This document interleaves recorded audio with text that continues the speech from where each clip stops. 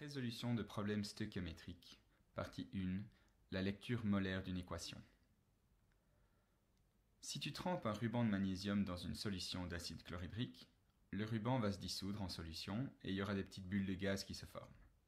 En fait, quand le magnésium métallique réagit avec l'acide chlorhydrique, ça se transforme en chlorure de magnésium aqueux et en dihydrogène gazeux.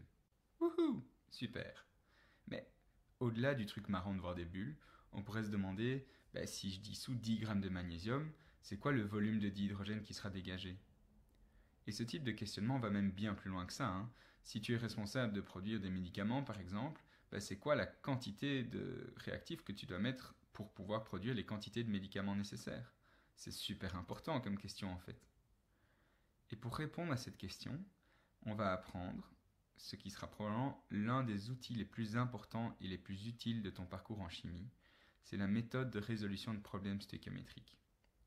Ça peut paraître un peu barbare au début, mais tu vas voir qu'une fois que tu acquiers la logique, ça va t'ouvrir une nouvelle porte de ta compréhension de l'univers. Alors allons-y. Découvrons la première partie, la lecture molaire d'une équation. Commençons par un petit rappel de l'équation chimique. Si on reprend ce même exemple du magnésium qui réagit avec l'acide chlorhydrique, tu connais la réaction qui a lieu, tu sais qui sont les réactifs et qui sont les produits. Pour représenter ce qui se passe dans cette réaction, tu connais déjà le plus bel outil pour le faire, l'équation chimique. Pour rappel, dans l'équation, on écrit les réactifs à gauche, puis une flèche dirigée vers les produits qui sont représentés à droite, pour montrer que les réactifs se sont transformés en produits. Une chose en plus, que tu as peut-être déjà vu ou non, c'est que si on les connaît, on précise l'état des différents composés de la réaction, entre parenthèses, à droite de chacun d'entre eux. Par exemple, si un composé est solide, on met un petit S entre parenthèses. Si c'est un composé qui est dissous en solution aqueuse, on met un petit AC, AQ. Et si c'est gazeux, on met un petit G. Si c'est liquide, et par là on veut dire que c'est vraiment un corps pur liquide, comme de l'eau ou comme du mercure pur, alors là on écrit un petit L entre parenthèses. Si on prend le cas de cette réaction magnésium plus acide chlorhydrique, on a du magnésium solide qui réagit avec de l'acide chlorhydrique en solution, donc aqueux, pour former du chlorure de magnésium aqueux et du dihydrogène gazeux. Si tu ne l'as jamais fait avant, tu te demandes peut-être pourquoi on se fatigue à écrire les états des réactifs et des produits. Un petit peu de patience, promis, ce ne sera pas inutile. Ensuite, tu sais que pour être correcte, cette équation doit encore être pondérée. Ici, c'est pas très difficile. En regardant l'équation, on voit assez rapidement qu'il faut un 2 devant HCl et la réaction est pondérée. Et je voudrais juste qu'on s'appuie un peu là-dessus pour comprendre le reste.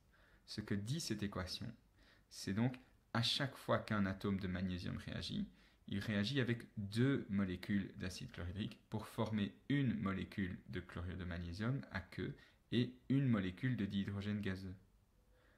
Ok, comme tu sais, c'est pas facile dans la vraie vie de faire réagir 2 molécules d'acide chlorhydrique. Vas-y pour en isoler 2. Mais ces coefficients, ils valent tout autant pour les relations des quantités de matière. Donc on peut très bien dire, si une mole de magnésium solide réagit, elle réagit avec 2 moles d'acide chlorhydrique pour produire une mole de chlorure de magnésium et une mole de dihydrogène. Ce que ces coefficients veulent dire, c'est vraiment dans quelle proportion les différents composés réagissent et sont produits. Et je ne pourrais pas insister mieux là-dessus, mais c'est vraiment capital de le comprendre. Ce que ces coefficients veulent dire, c'est des proportions dans la réaction. Donc dans cette même logique, on pourrait aussi dire, si je fais réagir 2 moles de magnésium, combien de moles d'acide chlorhydrique vont réagir? 2 fois plus, c'est-à-dire 4. Et ça produirait du coup 2 moles de chlorure de magnésium et 2 moles de dihydrogène. Encore un autre cas de figure, si je fais réagir 6 moles d'acide chlorhydrique, combien est-ce que ça consommera de magnésium? Ça consomme 2 fois moins, donc c'est 3 moles. Et ça produirait du coup 3 moles de chlorure de magnésium et 3 moles de dihydrogène. Et un dernier cas pour être sûr d'emmagasiner le tout, si on a obtenu 2,5 moles de dihydrogène à la fin de la réaction, c'est qu'on a fait réagir quelle quantité de réactif? C'est si on a fait réagir 2,5 moles de magnésium avec 5 moles d'acide chlorhydrique. Et ça a du coup aussi produit 2,5 moles de chlorure de magnésium. Si ça c'est compris, alors c'est que tu es prêt pour l'étape suivante. Allez, allons-y.